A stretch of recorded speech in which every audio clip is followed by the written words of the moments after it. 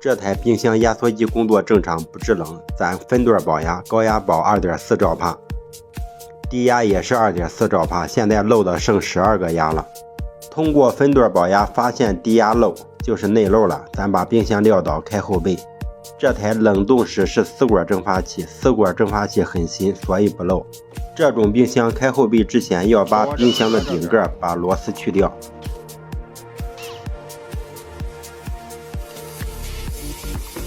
这个地方要用1字平口螺丝刀向上撬一个缝隙。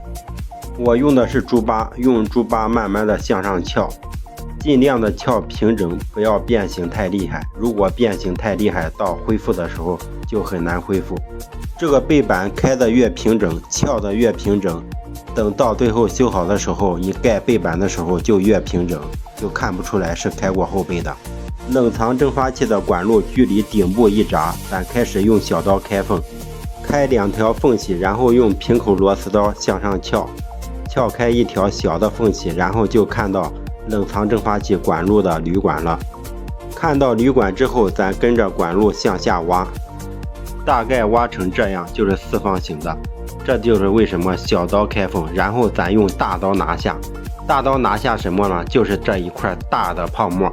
拿下这个大的泡沫千万不要扔，待会儿有大的作用，就是你发泡的时候恢复的时候用这个大块的保温棉原装的泡沫，效果是非常好的啊。这不是节省材料，这是为了修好之后保温效果更好。大概就是这个样子啊，挖个4方框。这就是小刀开缝，大刀拿下，你看拿下来了吧？拿下之后这个大块不要扔啊，放在一边。咱现在把里面的泡沫清一下，接着挖啊。冷藏蒸发器有一个进管一个出管，现在咱全部找到了，就是一个进管，然后出管回到压缩机的回气口。挖完之后用吹风机吹一下，等一下咱看一下管路是怎么走的。毛细管进冷冻蒸发器，冷冻蒸发器出来进冷藏蒸发器。现在拽的管子就是冷藏蒸发器的进口啊。咱把管子全部拽掉，等一会儿换全铜管。拽这里的管路要格外小心，慢慢的拽，一只手向上拽，一只手按着铝皮。如果用力太大的话，把铝皮拽出来就不好了啊。这个地方是冷藏蒸发器的出口，然后回到压缩机的回气口。咱现在盘铜管，我用的是8个的铜管，然后按原来的尺寸弯，弯出来之后和原来尺寸是一样的。好了，现在弯的差不多了啊，咱拿过来比量一下，然后拿到地板砖上把它砸扁，用橡皮锤把它砸扁，为了贴铝皮贴壁更好，贴壁越好制冷就越好，所以咱一定把铜管砸扁。现在已经砸扁了，就是这个样子的，然后把它放在冰箱上进行焊接，就2个焊点，这个冷冻蒸发器一个铜焊点，然后压缩机旁边一个铜焊点。怎样贴壁更好呢？用热熔胶枪啊，把它固定一下，用热熔胶枪把各个重要的焊点固定一下。因为8个的铜管比较硬，用胶枪固定各个点，等一下用锡箔纸粘的时候就不会翘上来。热熔胶枪固定完毕，现在用锡箔纸固定。锡箔纸固定用手使劲压啊，把它压的贴壁很好。锡箔纸贴完之后就是这个样子了，把它压好一点。接下来就是发泡，咱用的是聚氨酯发泡剂，黑料和白料1比1搅和一下，然后往上一倒，泡沫就发了出来。这是为啥刚才说小刀开缝，大刀拿下，把拿下的一大块又利用上了。你别看这一大块啊，这一大块保温相当的好，比你发的泡保温都好，因为原装的泡沫密度比较高，这样发泡制冷效果会更好。现在所有的发泡已经完成了，接下来就是扣背板。扣背板咱用的工具是橡皮锤啊，慢慢的往前锤，尽量扣平整。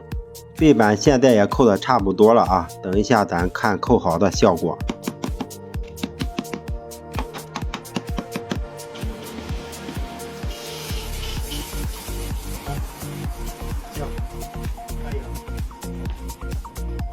OK， 背板全部扣好，看效果，看平整吗？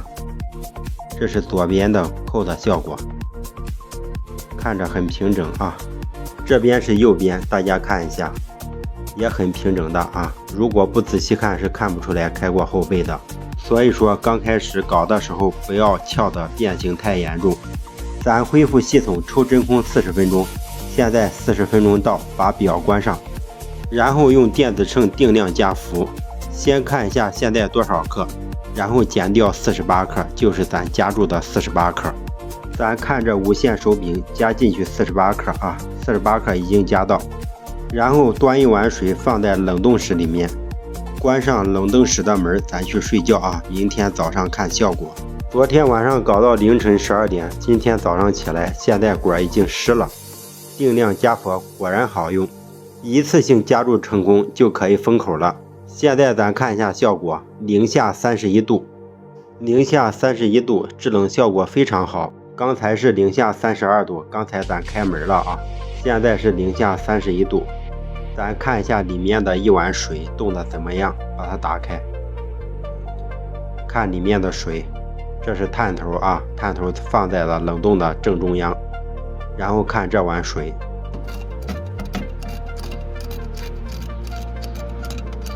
这碗水全部冻成了冰啊，水都冻成了石头块了啊！咱封口，这台冰箱就可以交付用户使用了。感谢您的观看，支持的朋友们留个小爱心。